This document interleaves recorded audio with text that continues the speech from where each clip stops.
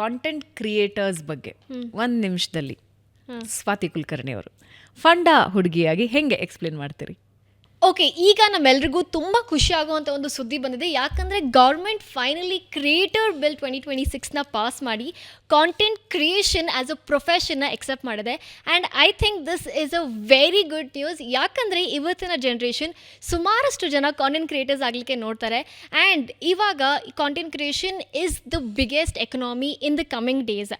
Creator economy boom ಆಗ್ತಾ ಇದೆ, ಭಾರತ ಅಷ್ಟೇ ಅಲ್ಲದೆ ಆದರೆ ವಿಶ್ವದಲ್ಲಿ. ಆ್ಯಂಡ್ ಇವತ್ತು ಹಲವಾರು ಕಂಪನಿಗಳು ಕಾಂಟೆಂಟ್ ಕ್ರಿಯೇಷನ್ನ ಮೇಲೇ ಫೋಕಸ್ ಮಾಡ್ತದೆ. ರೀಸೆಂಟಾಗಿ ಬಂದಂಥ ಯೂನಿಲಿವರ್ ಸುದ್ದಿ ಆಗಿರಬಹುದು ಅಥವಾ ಝೆರೋದಾ ಎಂದು ಬರೆದಂಥ ಸುದ್ದಿ ಆಗಿರ್ಬೋದು. ಆಲ್ಮೋಸ್ಟ್ ಎಲ್ಲ companies instead of conventional marketing style content creation ಮೇಲೆ ಫೋಕಸ್ ಮಾಡ್ತಾ ಇದೆ. And this shows this is going to be the future. So ಅಕಸ್ಮಾತ್ ನಿಮಗೂ ಕಾಂಟೆಂಟ್ ಕ್ರಿಯೇಟರ್ ಆಗಿ ಮನೇಲೇನಾದರೂ ಕಷ್ಟ ಆಗ್ತಾಯಿದೆ ಒಪ್ಸ್ಲಿಕ್ಕೆ ಅಂತ ಅಂದರೆ ನಾವು you have a proof to show your parents. So ಇನ್ನೇನು ಕಾಯ್ತಾ ಇದ್ದೀರಾ? ಈ ಸುದ್ದಿನ ವಿತ್ ಆಲ್ ಯೋರ್ ಕ್ರಿಯೇಟಿವ್ ಫ್ರೆಂಡ್ಸ್ನ ಶೇರ್ ಮಾಡ್ತಾ ಫಂಡಾ ಹುಡುಗಿನ ಫಾಲೋ ಮಾಡೋದನ್ನ ಮರಿಬೇಡಿ. ನಾವು ಯಾವಾಗಲೂ ನಿಮ್ಮ ಪೇಜಸ್ಸಲ್ಲಿ ನೋಡ್ತಾ ಇದ್ವಿ. ಇವತ್ತು ನಮ್ಮ ಸುವರ್ಣ ನ್ಯೂಸ್ ಸ್ಟುಡಿಯೋದಲ್ಲಿ ಫಂಡಾ ಹುಡುಗಿನ ನೋಡಿದಾಗಾಯಿತು. ಫಂಡಾ ಹುಡುಗಿ ಕನ್ನಡದಲ್ಲಿ ಕಾಂಟೆಂಟ್ಸ್ ಮಾಡೋದು ಯಾವಾಗಲೂ ಅನ್ನಿಸ್ತಿರುತ್ತೆ. ಅಂದರೆ ಕನ್ನಡದಲ್ಲಿ ರೀಚ್ ಮಾಡಿಸೋದು ಅಥವಾ ವ್ಯೂಸ್ ಬರೋದು ಒಂಚೂರು ಡಿಲೇ ಆಗುತ್ತೆ, ಬೇರೆ ಲ್ಯಾಂಗ್ವೇಜಸ್ಸಲ್ಲಿ ವ್ಯೂಸ್ ಜಾಸ್ತಿ ಬರುತ್ತೆ ಅಂತ. ಸೊ ಇದ್ರ ಬಗ್ಗೆ ಯಾರಾದರೂ ನಿಮ್ಮ ಹತ್ರ ಮಾತಾಡಿದಾರಾ? ನೀವು ಆಫ್ಕೋರ್ಸ್ ನೀವು ಇಂಗ್ಲೀಷ್ ಲ್ಯಾಂಗ್ವೇಜಲ್ಲೂ ಕೂಡ ಮಾಡ್ತಾ ಇರ್ತೀರಿ, ಕೆಲವೊಂದು ಸಂದರ್ಶನಗಳಲ್ಲೂ ನೀವು ಮಾತಾಡಿದ್ದೀರಿ, ಕಂಟಿನ್ಯೂಸ್ ಆಗಿ ನೀವು ಆ ಕೆಲಸದಲ್ಲಿದ್ದೀರಿ.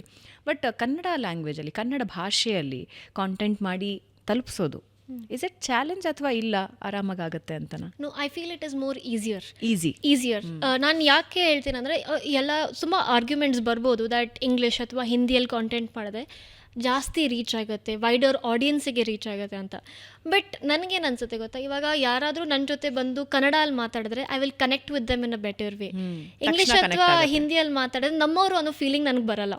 ಅದೇ ಕನ್ನಡದಲ್ಲಿ ಮಾತ್ರ ನಮ್ಮೂರವರು, ಆಮೇಲೆ ನಾನು ಬರೋದು ಉತ್ತರ ಕರ್ನಾಟಕದಿಂದ. ಸೊ ಅವಾಗೇನ ಯಾರಾದರೂ ಬಂದು ನನ್ನ ಜೊತೆ ನಮ್ಮ ಭಾಷೆಯಲ್ಲಿ ಮಾತಾಡಿದ್ರೆ ಆ ಇನ್ಸ್ಟೆಂಟ್ ಕನೆಕ್ಟ್ ಬರುತ್ತೆ. ಅದು ತುಂಬಾ ಮುಖ್ಯ ಅನಿಸುತ್ತೆ. ಎಸ್ಪೆಷಲಿ ಇನ್ಫಾರ್ಮೇಟಿವ್ ಅಥವಾ ಯಾವುದೇ ನೀಶ್ ಅದು ತೊಗೊಂಡ್ರು connect is very important. And ಇಲ್ಲಿ ನಾನು ವೀಡಿಯೋಸ್ ಏನಕ್ಕೆ ಮಾಡ್ತಾಯಿದ್ದೀನಿ, 3 ಮೇಜರ್ ಕಾರಣಕ್ಕೆ.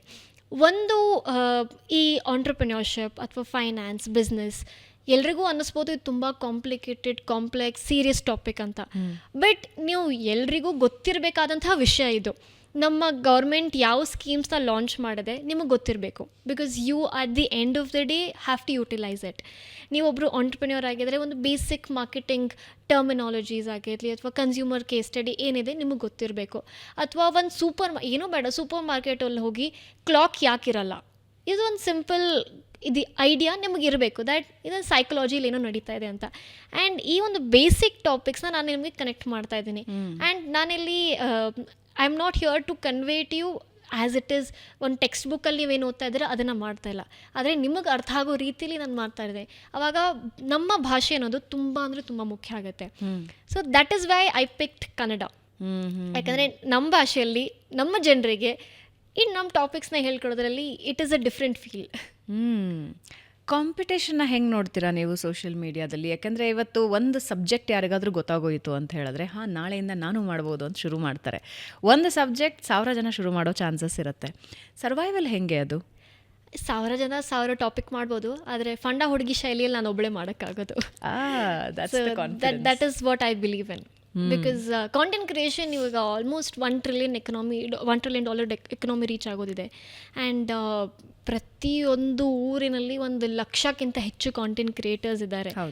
But to survive, to understand your audience and to relate with them, ನಿಮ್ಮದೇ ಆದಂಥ ಒಂದು ಶೈಲಿ ಇರಬೇಕು, ನೀವು ಅರ್ಥ ಮಾಡ್ಕೊಳ್ಬೇಕು. And you need to have a reason also here. Especially ನನ್ನ ನೀಶ್ ಅಂತ ಬಂದಾಗ ನಾನು ರೀಸನ್ ಇಲ್ಲದೆ ನಾನು ಕಾಂಟೆಂಟ್ ಮಾಡ್ತೀನಿ ಅಂದರೆ it doesn't make sense. So ನನ್ನ 3 ಸ್ಟ್ರಾಂಗ್ ಫಂಡಮೆಂಟಲ್ಸ್ ನನಗೆ ಕ್ಲಿಯರ್ ಇದೆ. ನಾನು ಅದ್ರ ಮೇಲೆ ಫೋಕಸ್ ಮಾಡಿ ನನ್ನ ಆಡಿಯನ್ಸಿಗೆ ಅರ್ಥ ಮಾಡಿಸ್ತೀನಿ. ಸೊ ಇನ್ನಷ್ಟು ಜನ ಫೈನಾನ್ಸಲ್ಲಾದರೂ ಬರಲಿ, ಬಿಸ್ನೆಸ್ಸಲ್ಲಾದರೂ ಬರಲಿ, ಯಾವುದೇ ನೀಶಲ್ಲಿ ಬರಲಿ, ನನಗೆ ನನ್ನ ಮೇಲೆ ಕಾನ್ಫಿಡೆನ್ಸ್ ಇದೆ that I will be able to reach my audience ಅಂತ. ಕಾಂಟೆಂಟ್ ಕ್ರಿಯೇಷನ್ಗೆ ಸಬ್ಜೆಕ್ಟ್ ಯಾವುದು ಓಡ್ತಾ ಇದೆ ಈಗ ಸೋಷಿಯಲ್ ಮೀಡಿಯಾದಲ್ಲಿ? ಸಂಬಡಿ ಸೇಸ್ ಬ್ಯಾಂಕಿಂಗ್, ಬಿಸ್ನೆಸ್ ಅಂತಾರೆ, ಇನ್ನು ಕೆಲವ್ರು ಹೇಳ್ತಾರೆ ಟ್ರಾವ್ಲಿಂಗ್, ಕುಕಿಂಗ್, ಅಡುಗೆದು ಓಡುತ್ತೆ, ಟ್ರಾವ್ಲಿಂಗ್ದು ಓಡುತ್ತೆ ಅಂತ. ಇತ್ತೀಚೆಗೆ ನಾನು ಕೇಳ್ಪಟ್ಟಿದ್ದು ಇಲ್ಲ ಅಡುಗೆದು ಜಾಸ್ತಿ ಓಡ್ತಾ ಇಲ್ಲ, ಟ್ರಾವ್ಲಿಂಗ್ದು ಜಾಸ್ತಿ ಓಡ್ತಾ ಇಲ್ಲ, ಲೈಫ್ ವ್ಲಾಗ್ಸ್ ಜಾಸ್ತಿ ಓಡ್ತಾ ಇದೆ ಅಂತ. ಸೊ ಪ್ರೆಸೆಂಟ್ಲಿ 2026 ಓಡ್ತಾ ಇರೋ ಕಾಂಟೆಂಟ್ಸ್ ಯಾವ್ದ್ಯಾವ್ದು? ನಾನು ರಿಸರ್ಚ್ ಮಾಡಿದ ಪ್ರಕಾರ one is infotainment. Where information, yes, what I Funda ಹುಡುಗಿ. correct. Infotainment is something ಜನರಿಗೆ ಆಸಕ್ತಿ ಇದೆ ಏನೇನು ನಡೀತಾ ಇದೆ ಅಂತ. ಆ್ಯಂಡ್ ಇತ್ತೀಚೆಗೆ ನಡೀತಾ ಇರೋವಂಥ ಗ್ಲೋಬಲ್ ಹ್ಯಾಪನಿಂಗ್ಸ್ ಅಂದರೆ ಜಿಯೋ ಪಾಲಿಟಿಕ್ಸಲ್ಲಿ ತುಂಬ ಇಂಟ್ರೆಸ್ಟ್ ಬಂದಿದೆ ಜನರಿಗೆ. ಏನೇನು ಕ್ಯೂರಿಯಾಸಿಟಿ ಇರಾನಲ್ಲಿ ನಡೀತಾ ಇದೆ, ಇಸ್ರೇಲಲ್ಲಿ ನಡೀತಾ ಇದೆ, ಭಾರತದ ಸ್ಟ್ಯಾಂಡ್ ಇದರಲ್ಲಿ ಏನಾಗಿದೆ, ಸೊ ಅದ್ರ ಬಗ್ಗೆ ಕ್ಯೂರಿಯಾಸಿಟಿ ಜಾಸ್ತಿ ಆಗಿದೆ. And apart from that humour is a evergreen topic. ಯಾವಾಗಾದ್ರೂ it is going to work. And apart from that I would say ನೀವು ಯಾವುದೇ ನೀಶ್ ಪಿಕ್ ಮಾಡಿ, ಆದರೆ if you have your element in it will work out. But according to the Instagram research reports ಈ topics, ಈ niches ಇವಾಗ ಟ್ರೆಂಡಿಂಗಲ್ಲಿರೋದು. One is infotainment, finance and tech, and geopolitics, humour is always there, and life style vlogs as you told. Lifestyle vlogs all time ಅನ್ಸುತ್ತಲ್ಲ. Lifestyle curiosity, ಅವ್ರ ಮನೇಲಿ ಏನಾಗ್ತದೆ, ಇವ್ರ ಮನೇಲಿ ಏನಾಗ್ತದೆ ಅಂತ. ಯಾಕೆ ಕ್ಯೂರಿಯಾಸಿಟಿ ಅಂತ ಜನರಿಗೆ?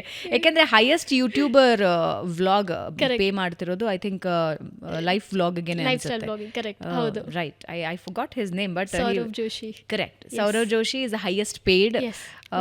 ನನಗೆ ಇನಿಷಿಯಲಿ ಅವ್ರದ್ದು ವಿಡಿಯೋಸ್ ನೋಡಿದಾಗ, ಅಂದರೆ ವೆರಿ ಲಾಂಗ್ ಬ್ಯಾಕ್, ನಾನು ಅವ್ರ ವಿಡಿಯೋ ಇದನ್ನ ಯಾರು ವ್ಲಾಗ್ ಮಾಡಕ್ ಸಾಧ್ಯ, ಇದನ್ನ ವಿಡಿಯೋ ಮಾಡಿ ಯಾರು ಹಾಕಕ್ ಸಾಧ್ಯ, ಹಿಂಗಿದ್ ಯಾರು ಮಾಡಕ್ ಸಾಧ್ಯ ಅಂತ. ಬಟ್ ಹೈಯೆಸ್ಟ್ ವ್ಯೂಸ್ ಅವರಿಗೆ ಇರೋದು, ಆಮೇಲೆ ಬ್ರ್ಯಾಂಡಿಂಗ್ ಅವ್ರದೇ ಇರೋದು. ಕರೆಕ್ಟ್, ಹೌದು. ಲವ್ಲಿ. ಜನರಿಗೆ ಏನೇನು ಇಷ್ಟ ಆಗುತ್ತೆ ಅಂತ.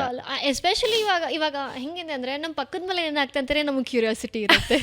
ಅಂಥದ್ರಲ್ಲಿ ಅಲ್ಲಿ ಎಲ್ಲೋ ನಾರ್ತ್ ಇಂಡಿಯಲ್ಲಿ ಕುತ್ಕೊಂಡು ಅವ್ರು ವಿಡಿಯೋ ಮಾಡ್ತಾ ಇದ್ದಾರೆ ಅಂದರೆ ಇನ್ನೂ ಜಾಸ್ತಿ curiosity. But I think why lifestyle vlogging ನನಗೆ ವರ್ಕೌಟ್ ಆಗುತ್ತೆ ಅಂತ ನನಗನ್ಸುತ್ತೆ ಅಂದರೆ, at the end of the day, how I see is social media is a platform where actual ಆಗಿ ಜೀವನದಲ್ಲಿ ಏನು ನಡೀತಾ ಇದೆ ಅದನ್ನು ಹಾಕಲ್ಲ ಜನ. ದೇ ಪೋರ್ಟ್ರೇಟ್ ಟು ಬಿ ಅವ್ರು ಖುಷಿಯಾಗಿದ್ದಾರೆ ಅಥವಾ ಅವ್ರ ಲೈಫಲ್ಲಿ ಏನೋ ನಡೀತಾ ಇದೆ, ಅವ್ರು ತುಂಬ ಫೇಕ್ ಮಾಡ್ತಾರೆ ಅಂತ ನನಗನ್ಸುತ್ತೆ ಆಯಿತಾ ಸೋಷಿಯಲ್ ಮೀಡಿಯಾಲಿ. ಬಿಕಾಸ್ ಅಕಸ್ಮಾತ್ ನನ್ನ ಲೈಫಲ್ಲಿ ನಾನು ಏನೋ ಒಂದು ಚಾಲೆಂಜ್ ಫೇಸ್ ಮಾಡ್ತಾ ಇದ್ದಾರೆ, ನಾನು ಯೂಶ್ವಲಿ ಅದನ್ನು ಹಾಕಲ್ಲ. ಅದೇ ನಾನು ಏನಾದರೂ ಅಚೀವ್ ಮಾಡಿದ್ರೆ ಇನ್ಸ್ಟೆಂಟಾಗಿ 1 ಸೆಕೆಂಡಲ್ಲಿ ಅಲ್ಲಿ ಅಪ್ಲೋಡ್ ಆಗಿರುತ್ತೆ. ಸೊ ಅದರಿಂದ ಎವ್ರಿಬಡಿ ಈಸ್ ಕ್ಯೂರಿಯಸ್ ಇವ್ರ ಜೀವನದಲ್ಲಿ ಏನು ನಡೀತಾ ಇದೆ, ಅಥವಾ ಇವ್ರು ಹೇಗೆ ಡೀಲ್ ಮಾಡ್ತಾ ಇದ್ದಾರೆ ಅವರ ಎವ್ರಿ ಡೇ ಸಿಚುವೇಶನ್. ಪ್ಲಸ್ ಒಂದು ಲೈಫ್ ಸ್ಟೈಲ್ ಬೇರೆದೆ ಅಂದಮೇಲೆ ಐ ಆಮ್ ಕ್ಯೂರಿಯಸ್. ಇವಾಗ ಫಾರ್ ಎಕ್ಸಾಂಪಲ್ ಯಾವುದೊಬ್ಬ ರಿಚ್ ಆಂಟ್ರಪ್ರಿನ್ಯೂರ್ ಅವ್ರು ಎವ್ರಿ ಡೇ ವ್ಲಾಗ್ ಮಾಡ್ತದೆ ಅಂದರೆ ನನಗೆ ಕ್ಯೂರಿಯಾಸಿಟಿ ಇದೆ, ಓ ಶ್ರೀಮಂತರಾಗಿರೋ ಲೈಫ್ ಸ್ಟೈಲ್ ಹೀಗಿರುತ್ತಾ, ಅಥವಾ ಆಂಟ್ರಪ್ರಿನ್ಯೂರ್ ಆಗಿದ್ರೆ ಅವ್ರ ಲೈಫ್ ಸ್ಟೈಲ್ ಹೀಗಿರುತ್ತಾ, ಅವ್ರು ಹೀಗೆ ಮೀಟಿಂಗ್ಸ್ ಹೋಗ್ತಾರಾ, ನಾನು ಇಲ್ಲಿ ದಿನ BMTCಯಲ್ಲಿ ಹೋಗ್ತಾ ಇರ್ತೀನಿ, ಓ BMW ಹೋದ್ರೆ ಹಿಂಗೆ ಫೀಲ್ ಬರುತ್ತಾ. I think people are very curious about it ನಾನು ನೋಡ್ದಂಗೆ. And if a person is funny, like ನನಗೆ ಫನಿ ವ್ಲಾಗ್ಸ್ ನೋಡೋದು ಇಷ್ಟ. ನಾನು ಯಾಕೆ ನೋಡ್ತೀನಿ, ನನ್ನ ಪರ್ಸನಲಾಗಿ ಫನಿಯಾಗಿ ಇರೋಕ್ಕೆ ಕಷ್ಟ ಆಗುತ್ತೆ. ಸೊ ಹೆಂಗೆ ಇವ್ರು ಫನಿ ಇಷ್ಟು ಬೇಗ ಸ್ಪಾಂಟೇನಿಯಸ್ ಆಗಿ ಉತ್ತರ ಕೊಡ್ತಾರೆ, curiosity. I think that is where lifestyle vlogs are interesting ಅಂತ ಅನ್ಸುತ್ತೆ. ಲವ್ಲಿ.